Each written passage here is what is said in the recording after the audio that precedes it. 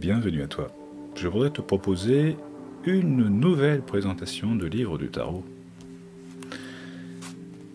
Le langage secret des tarots, lecture, interprétation, divination de Laura Tuan. Voyons ça.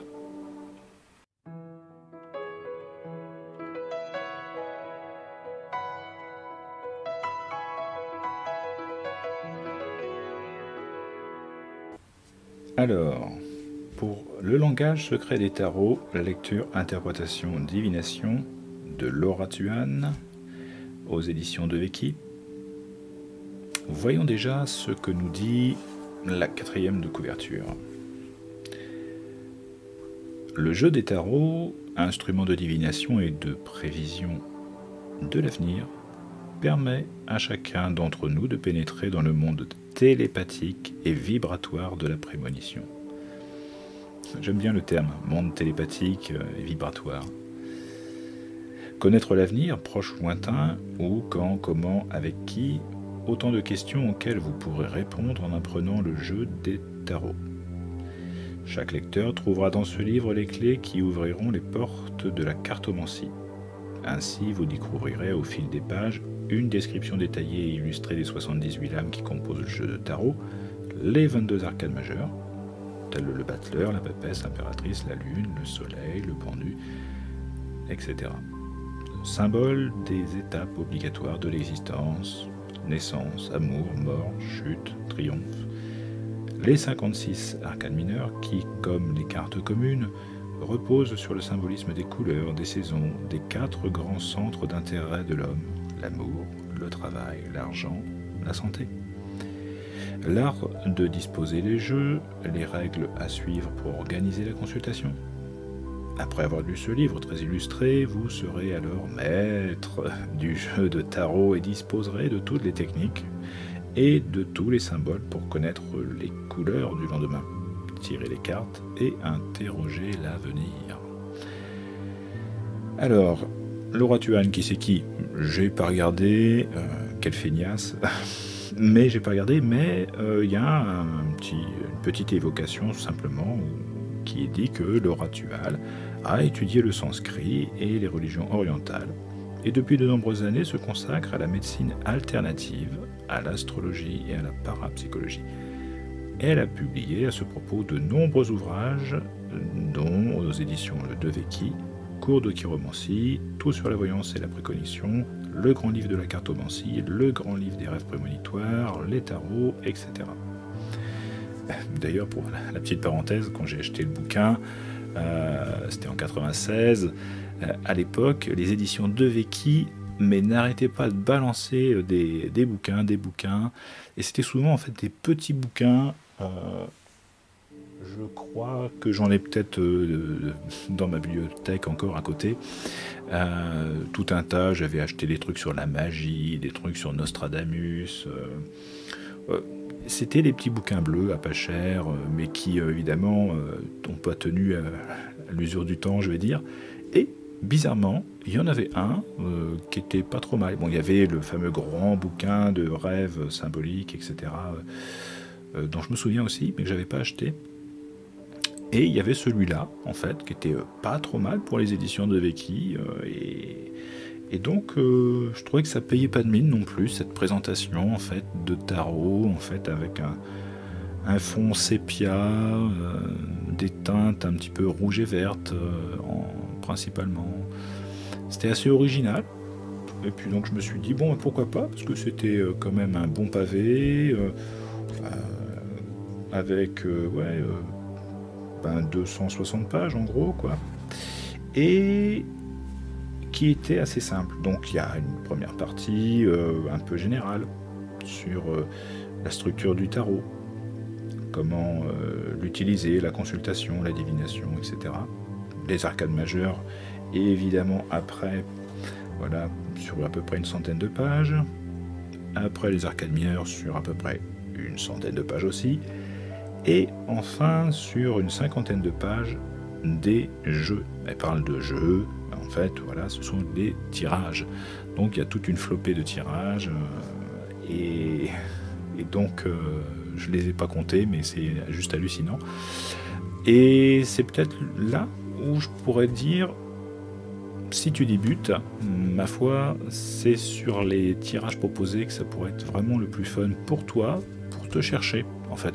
Pour déjà appréhender peut-être ton nouveau jeu de tarot, voilà, pouvoir le manipuler, voir comment il te répond en fonction des tirages qui sont proposés ici. Il y a vraiment de tout. Et donc, moi, bon, c'est pas un livre vraiment que j'ai étudié à fond, je vais dire. Parce qu'il venait après le tarot de Lydia, hein, que j'ai déjà présenté, sur une pratique de l'âme droite et pas inversée, avec les 78 lames.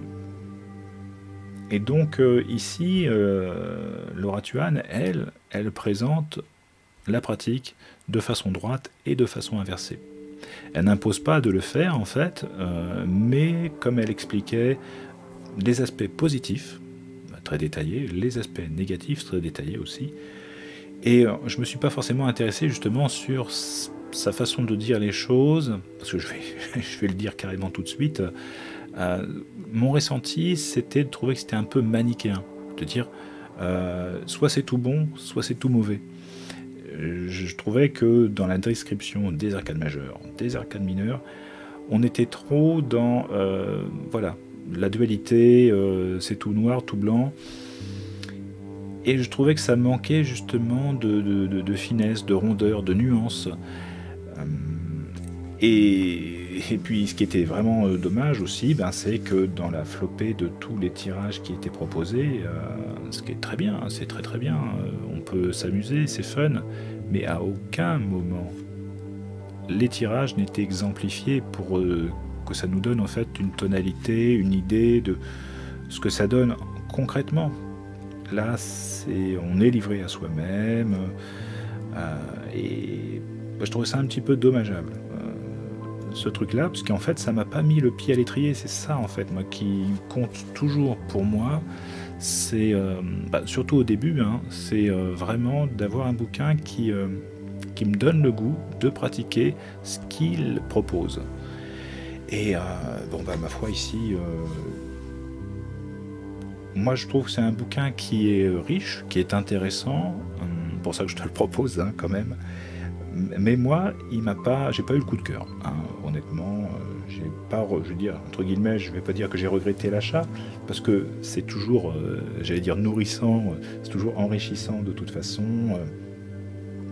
Donc il y a des petits passages que j'ai soulignés. Je pourrais dire que de toute façon, elle évoque bien le fait que, par exemple, les arcades majeures, c'est un tissu très large symbolique en liaison avec plein de disciplines ésotériques comme la Kabbale, la chimie, l'astrologie, et enfin en fait toute la connaissance des mystères, la science occulte qui représente en une seule et même réalité, et que toutes les disciplines qui la composent sont interdépendantes. Donc, j'aime bien aussi cette idée-là de ne pas placer à part, mais d'essayer d'assembler tout ça, de comprendre que peut-être il y a des passerelles mystérieuse. Enfin bon. Donc, et de voir aussi qu'elle a expliqué ça justement un petit peu dans ce côté un petit peu particulier en disant que le jeu des tarots est considéré dans le monde entier, dans son entier, qui peut être défini de la façon suivante, comme étant un livre sacré, initiatique, un instrument créé spécialement pour la pensée, identique, et au moins dans l'intention, à la célèbre machine à philosopher, imaginée par le célèbre philosophe Raymond Lull. Enfin, de dire que voilà, dans ce principe, en fait, c'est une association de mots et d'idées universelles. J'aime assez bien ça, l'idée d'association de mots, etc. Alors, elle détaille au début de son chapitre, de son premier chapitre, en fait, l'aspect scientifique, la synchronicité. Donc, l'aspect scientifique, c'est l'approche un petit peu parapsychologique, cette petite caution scientifique que l'on met, mais qui n'est pas très développée en fait en labo, en France en tout cas, mais à l'étranger, oui. Donc la synchronicité de Jung pour évoquer on va dire, le contexte d'une consultation, ou du moins d'un tirage de cartes. Ensuite, comment il fonctionne, de dire voilà que il y a l'aspect d'abord rapport au consultant, à celui pour qui on tire les cartes, ou celui qui tire les cartes pour lui-même. Donc où il est dans une phase particulière de son existence. Ça, c'est le premier point à en tenir compte et qui explique la réaction, en fait, de la façon dont agit un jeu. Et puis l'autre point, en fait, est important de mentionner un autre facteur, que les symboles ne doivent jamais être lus seuls, car leur signification, dans un état d'influence réciproque, change, s'appesantit, s'allège ou se renverse en fonction des autres lames avec lesquelles elle est en relation, du sens dans lequel elles sont posées et de la position qu'elle occupe dans un jeu. Donc ça, c'est un petit extrait que j'aime bien. Bon, elle interroge sur qui est un cartomancien, que peut-être on est cartomancien. Voilà, l'idée de naissance. Alors elle fait tout un topo sur l'astrologie. Bon, bah, des signes qui seraient plus, je dirais, enclins à être clairvoyants que d'autres. Moi, personnellement, elle indique que les taureaux, où la Lune occupe une position de force qui tend à interroger l'avenir, mais sans une résistance initiale, voilà, etc. Donc, normalement, je suis censé être vraiment raté, fini, nul en termes de tarot. Mais bon, donc il y a des signes, les signes d'eau qui, semble-t-il, sont préposés à ça, qui sont bons pour ça. Je connais quelques cancers qui sont très très solides, c'est sûr. Mais bon, c'est pas pour autant que j'ai arrêté. Hein. Mais elle dit quand même que on peut aussi devenir cartomancien. Alors évidemment, là je suis d'accord. Là, on est sur du travail où voilà, sera construit directement vos symbolisations, vos processus associatifs, vos codes. Bon, là, je suis d'accord. Du travail, du travail, du travail. Comme le dit Kevin Meunier d'ailleurs. Alors ensuite, elle évoque les arcanes majeures, les arcanes mineures, le détail de la symbolique des couleurs, les bâtons, les coupes, les deniers, les épées, les nombres, les figures. Et bon, le classique, à l'époque, évidemment, c'était communément admis de parler de rites de purification qu'il fallait souffler sur chaque lame du paquet qu'on venait d'acheter. Oui, qu'il faut souffler sur chacune des lames. Qu'il faut utiliser une toile blanche pour mettre le jeu dedans, l'exposer en fait à la pleine lune à plusieurs reprises durant je ne sais combien de semaines, et de le faire aussi pendant des périodes d'équinoxe, de solstice, voilà, de mettre une bougie, de l'encens, de l'eau, du sel qui correspond aux éléments, tout un tas de trucs, un petit coffre en bois, ça m'échappe hein, honnêtement. Après, dans la consultation, il y a des petits trucs qui, peut-être, de bon sens, peuvent être logiques. C'est-à-dire qu'elle dit, avant une consultation, faites pas un bon repas, faites pas une orgie. Donc, mais après, ça va assez loin. Elle dit que la tradition la plus rigoureuse suggère de ne pas manger de viande, de ne pas fumer, de ne pas boire, de ne pas avoir d'activité sexuelle, de ne pas consulter en période de menstruation, quand on a des problèmes familiaux, quand on a des malaises, etc. Bon, ouais. Qu'il ne faut pas mettre de vêtements ridicules. Bon, d'accord, ok. Bref. Et qu'il y a une histoire, en fait, entre deux consultations, de bien démagnétiser les cartes, voilà, par de la fumée d'encens, etc.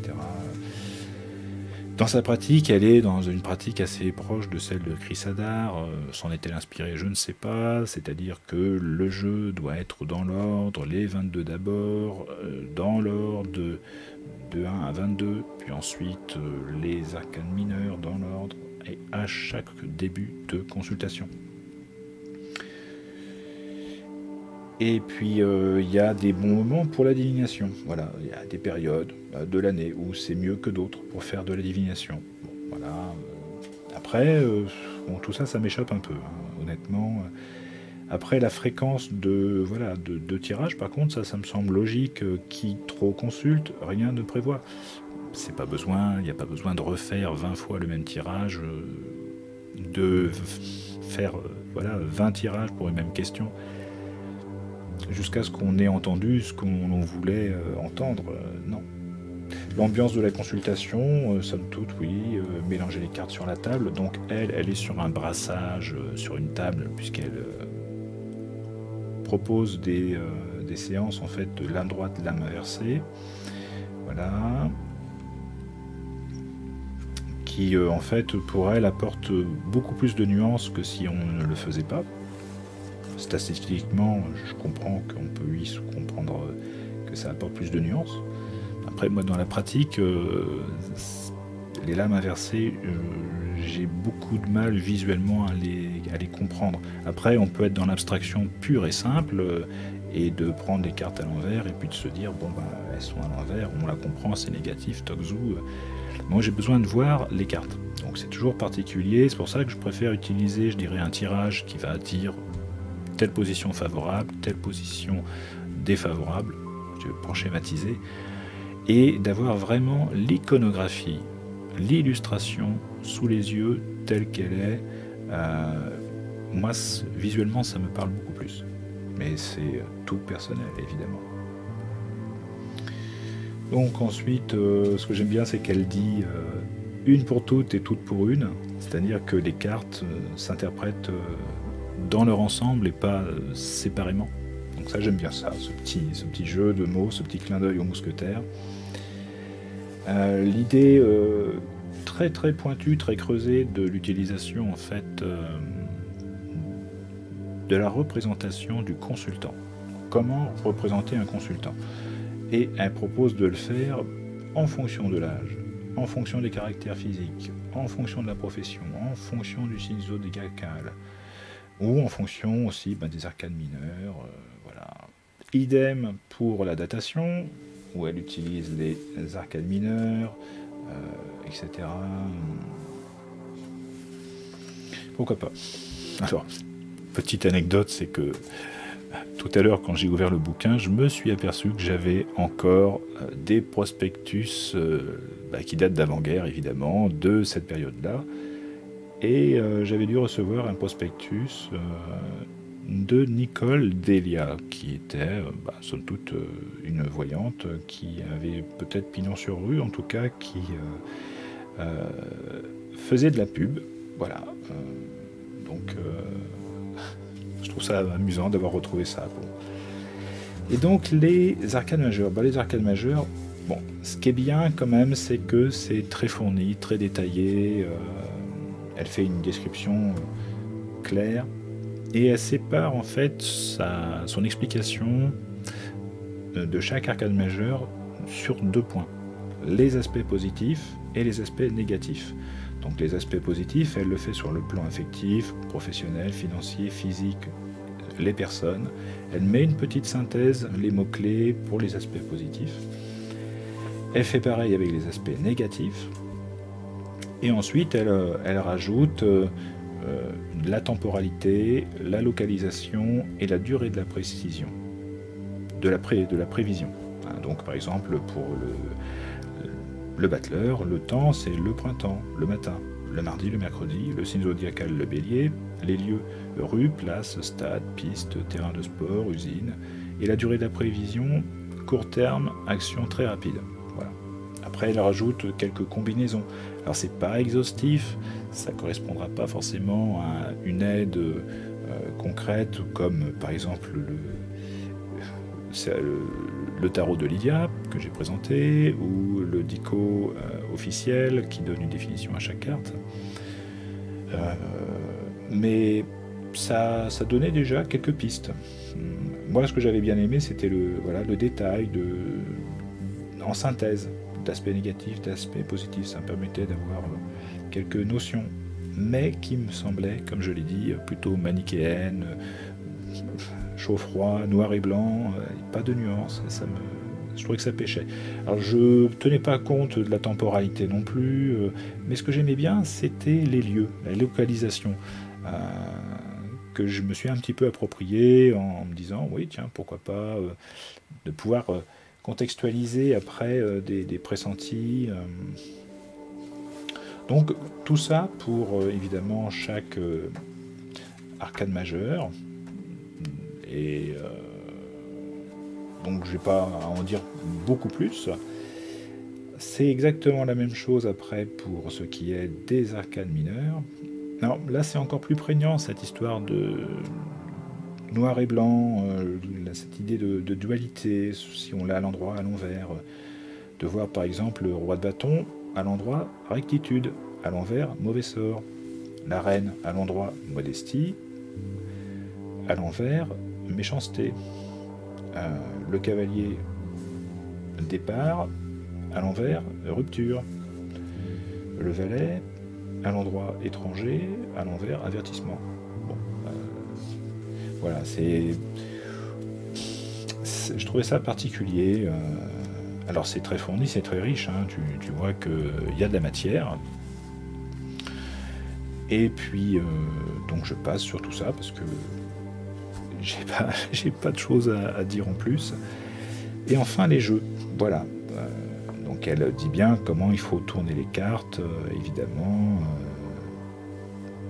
de gauche à droite, de droite à gauche, mais pas de haut en bas ou de bas en haut. Ça, c'est une petite technique que tu connais sans doute déjà. Donc il y a des jeux qui vont être des jeux avec les arcanes majeures uniquement, des jeux qui ensuite... donc on en connaît, hein, il y a des gros classiques, là, la croix celtique, l'étoile de Salomon, le jeu planétaire, le fer à cheval, il est connu aussi. Et il y a même des tirages qu'elle puise en fait dans la pratique, par exemple, d'Oswald Wirth, de Papus, pour ne citer que ceux-là, en fait. Bon, l'arbre de vie, par exemple, dont j'ai déjà parlé, voilà. Tout plein de tirages avec que les arcanes majeures, et ensuite les arcanes mineures, où on a que les arcanes mineures, et après le jeu complet, où là on est sur des gros tirages. Et voilà, c'est...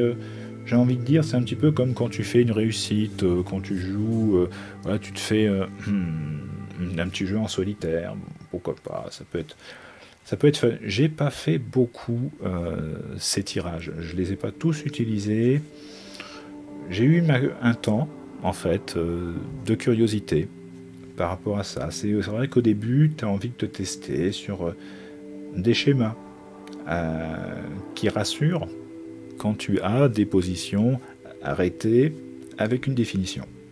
Donc c'est bien. Mais après, la profusion de tirages faisait que je m'en étais approprié peu, en fait. Et que, in fine, ben, c'était principalement les 2-3 tirages du tarot de Lydia que j'utilisais, et le tirage en croix de Marielle Frédéric Turpot, pour ensuite, après, créer mes propres jeux, des jeux en 1 carte, en 3 cartes, en 9 cartes, en 13 cartes, avec des développements parfois, en recouvrant ou pas. Mais donc voilà pour ce bouquin. Je trouve qu'il a son intérêt malgré tout pour un débutant qui serait un petit peu curieux. Bon, je te dirais, tant qu'à faire, tu l'achètes d'occasion. Tu peux faire ta part de ton ressenti par rapport à tout ça. Moi, il m'a pas donné le goût de me prendre par la main en me disant vas-y Coco, voilà. J'ai pas eu ce coup de cœur. Mais je lui reconnais quand même quelques qualités dans le fond. Et puis tant pis si, ma foi, il m'a pas vraiment donné beaucoup d'informations. Somme toute, si cette présentation t'a plu, ben écoute, j'en serais ravi. Et je te donne rendez-vous pour d'autres présentations. À bientôt.